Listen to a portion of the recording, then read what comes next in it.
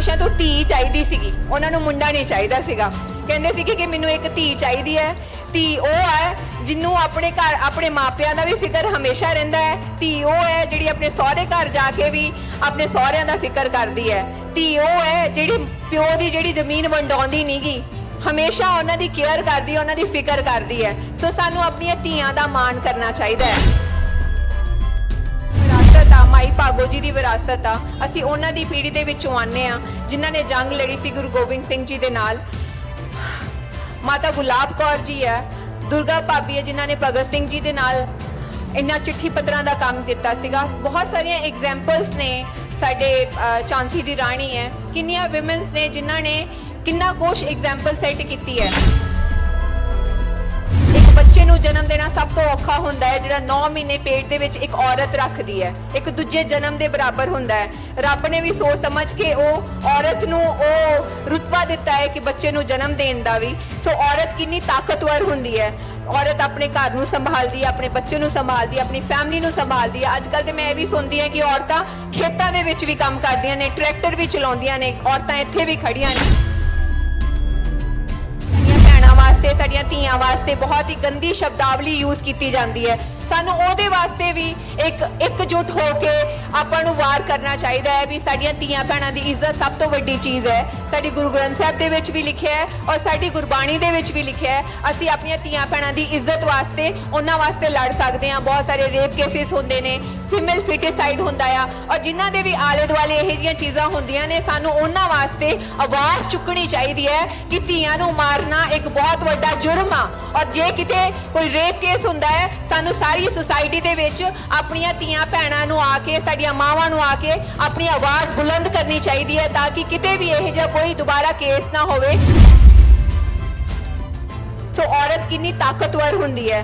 औरत अपने घर नूं संभालदी है, अपने बच्चे नूं संभालदी है, अपनी फैमिली नूं संभालदी है। अजकल ते मैं ये भी सुनदी है कि औरतां खेतां दे विच भी काम करदियां ने, ट्रैक्टर भी चलाउंदियां ने, औरतां इत्थे भी खड़ियां ने।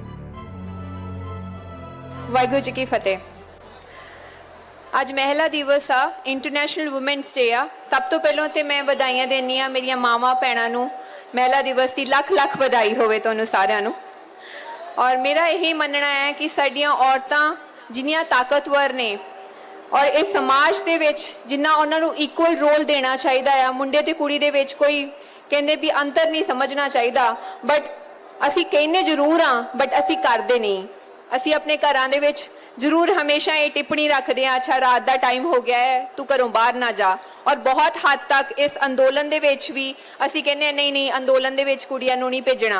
बट मैं ये कहना चाहुंदी हाँ, इत्थे मेरियां मावां बैठियां ने, भैणां बैठियां ने, इस मोर्चे ते आपां जिद्दन तो आए हैं, इस तो ज़्यादा सुरक्षित मोर्चा हैगा है कोई साडे वास्ते? मतलब इन्नी मान इन्ना इज्जत इत्थे दित्ती जाती है।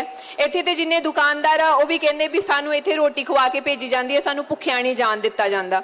सो मैं यही कहना चाहुंदी हाँ भी साडी जिहड़ी विरासत आ, माई भागो जी की विरासत आ, असीं उन्हां दी पीढ़ी दे विचों आने आ जिन्हां ने जंग लड़ी सी गुरु गोबिंद सिंह जी दे नाल।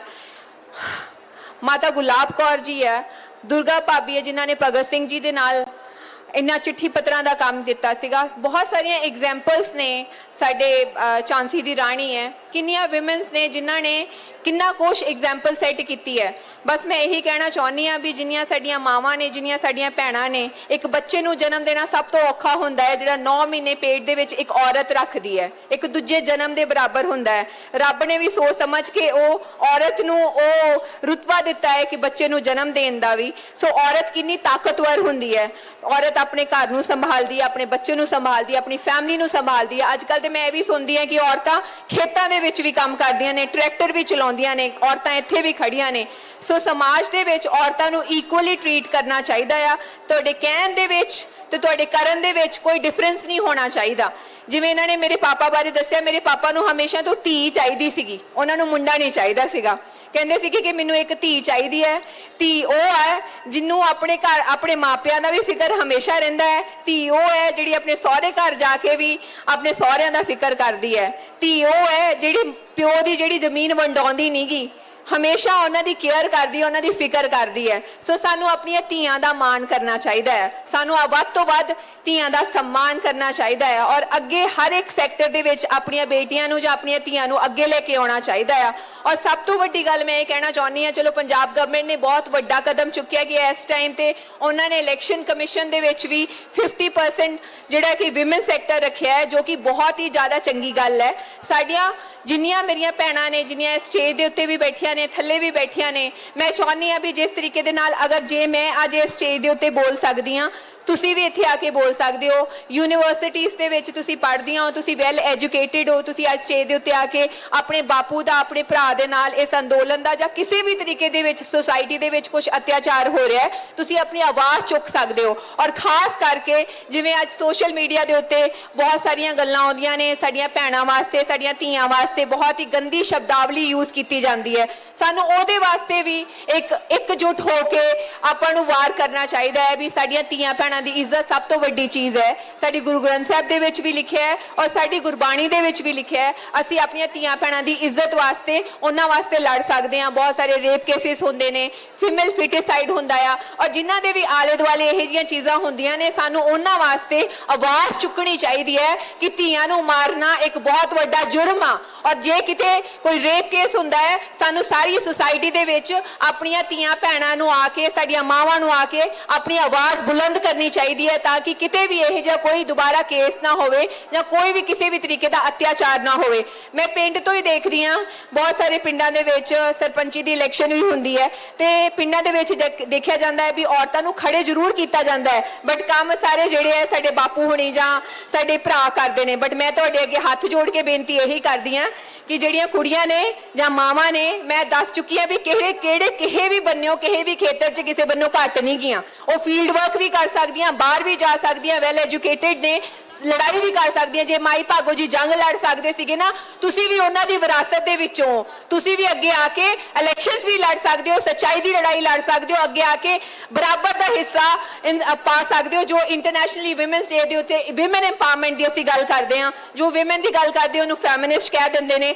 ਚਲੋ ਆਪਾਂ ਫੈਮਿਨਿਸਟ ਹੋ ਕੇ ਹੀ ਵਿਮਨ ਐਮਪਾਵਰਮੈਂਟ ਦੀ ਗੱਲ ਕਰੀਏ, ਨਾਰੀ ਸ਼ਕਤੀ ਨੂੰ ਅੱਗੇ ਲੈ ਕੇ ਚੱਲੀਏ ਔਰ ਇਸ ਅੰਦੋਲਨ ਦੇ ਵਿੱਚ ਵੀ ਵੱਧ ਤੋਂ ਵੱਧ ਸਾਡੀਆਂ ਭੈਣਾਂ, ਮਾਵਾਂ ਜਾਂ ਯੂਨੀਵਰਸਿਟੀ ਦੀਆਂ ਕੁੜੀਆਂ ਆ ਜਿਹੜੀਆਂ ਇੰਟਰਨੈਟ ਚਲਾਉਣਾ ਸਿੱਖਦੀਆਂ ਨੇ, ਉਹਨਾਂ ਨੂੰ ਸਾਡੇ ਬਿੱਲਾਂ ਬਾਰੇ ਗੱਲ ਕਰਨੀ ਚਾਹੀਦੀ ਹੈ, ਅੱਗੇ ਆਉਣਾ ਚਾਹੀਦਾ। ਜੇ ਸੋਨੀਆ ਮਾਨ ਇੱਥੇ ਮਾਈ ਭਾਗੋ ਨਿਵਾਸ ਇੱਕ ਟਿਕਰੀ ਦੇ ਬਣਾ ਸਕਦੀ ਹੈ ਨਾ ਛੋਟਾ ਜਿਹਾ, ਤੇ ਮੇਰੀਆਂ ਭੈਣਾਂ ਵੀ ਇਸ ਅੰਦੋਲਨ ਦੇ ਵਿੱਚ ਆ ਕੇ ਕਈ ਮਾਈ ਭਾਗੋ ਨਿਵਾਸ ਬਣਾ ਸਕਦੀਆਂ ਨੇ, एग्जाम्पल सेट कर सकदियां ने भी इत्थे आके असीं भी माई भागो वांगू जंग लड़ांगे, असीं भी नाल, असीं अपने प्यो दे नाल ते अपने दादियां दे नाल जां असीं अपने बुजुर्गां दे नाल इत्थे मोढे नाल मोढा जोड़ के खड़ियां आ।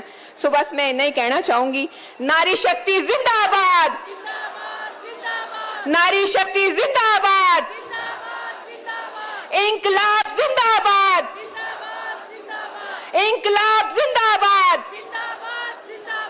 वाहिगुरू जी का खालसा, वाहिगुरू जी की फतेह।